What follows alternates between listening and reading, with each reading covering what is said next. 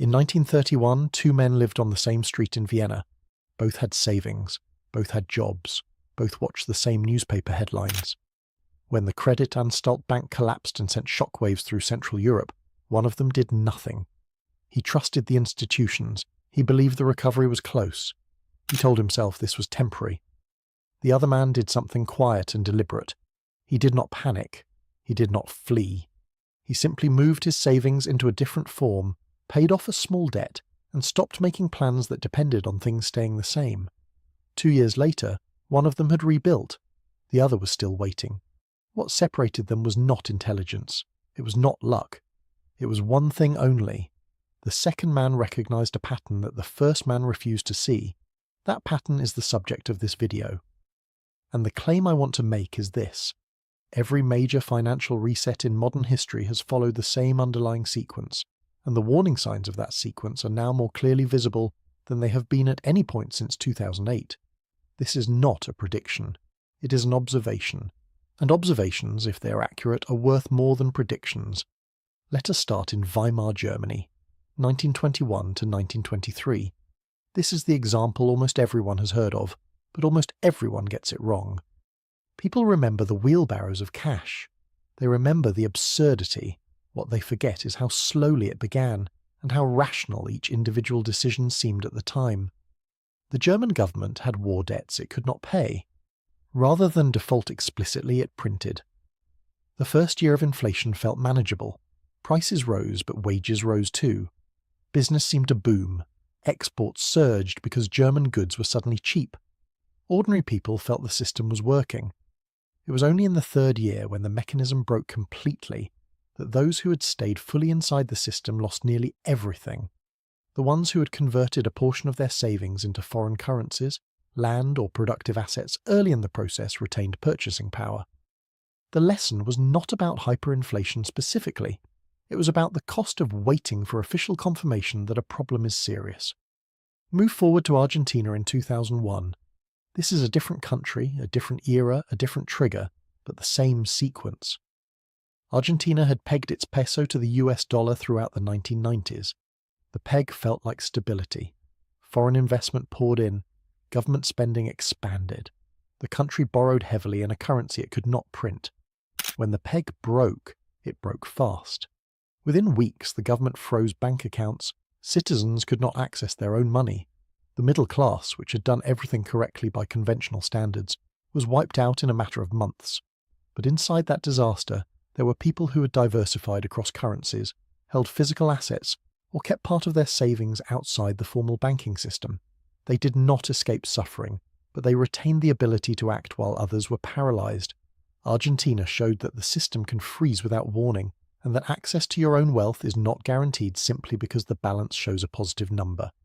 Now go back further, to Japan in the early 1990s. Japan's asset bubble collapse is perhaps the most instructive example for the current global moment because it happened quietly. There was no hyperinflation. There was no bank run visible to ordinary people.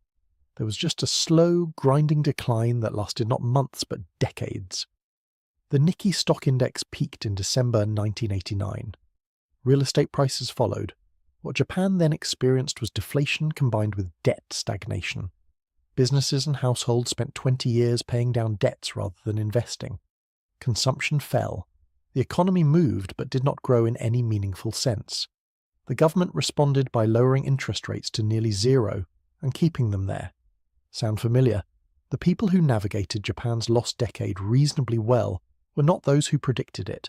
They were those who had structured their financial lives so that a long period of low returns did not destroy them. They had low debt.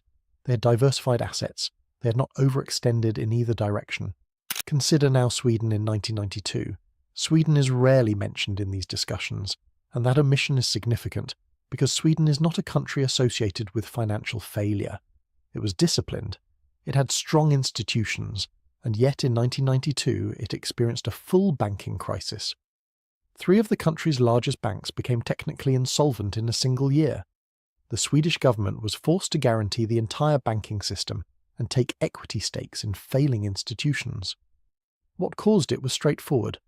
A decade of financial deregulation had encouraged enormous credit expansion, Asset prices had inflated on the back of that credit, and when interest rates rose sharply to defend the currency, the whole structure collapsed. Sweden recovered relatively quickly by international standards because its government acted decisively. But ordinary Swedes who had taken on heavy property debt in the late 1980s spent years recovering what they lost. The mechanism, again, was identical. Cheap credit, inflated assets, rising rates, collapse. Let us move to Iceland in 2008, a country with a population smaller than many cities. Iceland's banking sector had grown to 9 times the size of its entire economy. Its banks were borrowing in international wholesale markets and lending aggressively at home and abroad. When the credit markets froze in 2008, Iceland's banks collapsed in less than a week. The entire country had been running on a financial structure with no real foundation. What followed was severe, but Iceland made an unusual choice. It allowed its banks to fail. It imposed capital controls. It let the currency depreciate. It protected depositors where possible and let investors absorb losses. Within 5 years, Iceland's economy had recovered more completely than almost any other country hit by the 2008 crisis. The lesson Iceland offers is not about individual behaviour. It is about what happens when the structure of a financial system has no margin for error and what recovery can look like when the response is honest rather than defensive. Now consider South Korea in 1997, part of the broader Asian financial crisis. South Korea had grown rapidly for decades. Its industrial conglomerates, the chaebols, were considered models of development. Foreign capital flowed in. The currency was stable. Then the Thai baht collapsed, and the contagion spread. South Korea's foreign currency reserves were nearly exhausted within months. The IMF arrived with conditions. Unemployment doubled in a year. Ordinary Koreans, famously, donated their personal gold to a national fund to help stabilize the currency. What is remarkable about South Korea's story is not the collapse, it is the recovery. South Korea restructured, reformed, and within 3 years was growing again. The people who suffered most were those who had borrowed heavily in a period of apparent stability. The ones who recovered fastest were those who had maintained flexibility, kept debt manageable, and did not confuse a rising market with permanent prosperity. 7 stories, 7 countries, 7 different triggers, but one mechanism. Here is how it works in simple terms. Debt accumulates during periods of stability. Stability feels like safety.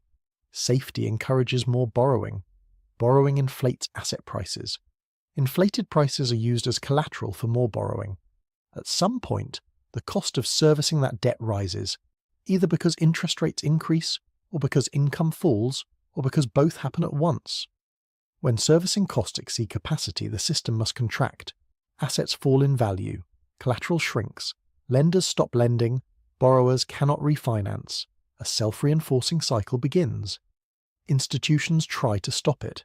Sometimes they succeed, often they only delay it, and the delay, funded by even more debt at the government level, simply raises the eventual cost.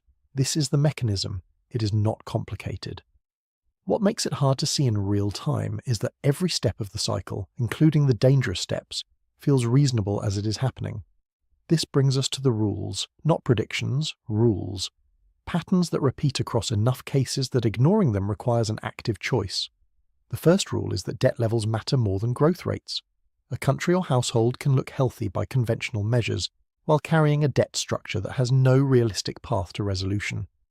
Growth numbers tell you where the economy is. Debt structure tells you how fragile the foundation beneath it is. When debt is high, relative to income across households, corporations, and governments simultaneously, the system has very little tolerance for error. We are currently at the highest combined global debt levels in recorded history. That is not an opinion, it is a measurement.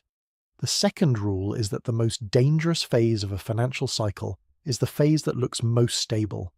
This is the phase when people stop worrying, when risk premiums fall, when leverage increases quietly, when everyone agrees that the fundamentals are strong. This is precisely when the structure becomes most vulnerable, because this is when the most debt gets added and the fewest precautions are taken. The period from 2010 to 2022 had characteristics consistent with this phase. The third rule is that central bank intervention changes the timing but not the arithmetic. When a central bank cuts rates to near zero and buys assets at scale, It reduces the immediate pressure on the system. Businesses that would have failed survive. Loans that would have defaulted are refinanced.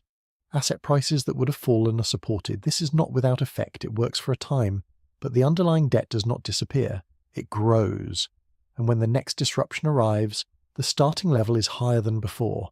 Each intervention creates the conditions that make the next crisis larger. The fourth rule is that inflation and deflation are both dangerous, but for different people. Inflation erodes savings and fixed incomes. Deflation crushes debtors. What determines which one a society faces after a financial reset depends largely on what its government chooses to do. Governments with their own currency tend toward inflation because it is politically easier. Governments constrained by external debt or currency pegs tend toward deflation. Understanding which environment is coming is the single most important variable in thinking about how to protect a financial position. The fifth rule is that speed is asymmetric. Financial systems can appear stable for years and then move from fragile to broken in weeks or even days. This asymmetry is important because it means that preparation cannot begin at the moment when the problem becomes obvious.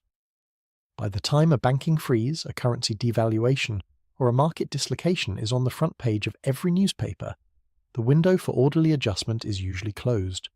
The people who retained options in every historical case examined here were those who had restructured before the moment of clarity. The sixth rule is that the financial reset itself is not the end. Every single case in this video was followed by recovery. Vienna recovered, Germany recovered, Argentina recovered eventually. Japan stagnated but did not collapse. Sweden recovered quickly. Iceland recovered with surprising speed. South Korea recovered faster than most expected. The question a financial reset poses is not whether society continues. It does. The question is which position you are in when the recovery begins. Those who enter the reset with low debt, liquid assets, and some diversification tend to be buyers when assets are cheap. Those who enter it overextended tend to be sellers at the worst moment. Now connect this to the present. Global debt across all categories, government, corporate, household, exceeds 305% of global GDP as of the most recent measurement. Interest rates were raised dramatically between 2022 and 2024 to fight inflation.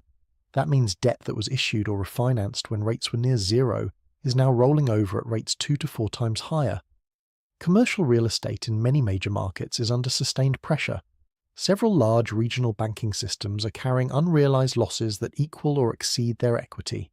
The yield curves in multiple major economies have been inverted or deeply distorted for extended periods. These are not isolated data points. They are readings from the same instrument that produce signals before every case described in this video. They do not tell us the date. They do not tell us the exact sequence. They tell us where we are in the cycle. None of this means catastrophe is certain. Systems can find equilibria in unexpected ways. Policy responses can be creative. Technology can create productivity gains that change the arithmetic. But every one of those outcomes requires acknowledging the underlying pressure rather than dismissing it. And here is the quiet, precise question this leaves us with. Not when will it happen, not how bad will it be, but something more personal and more important. If the man on that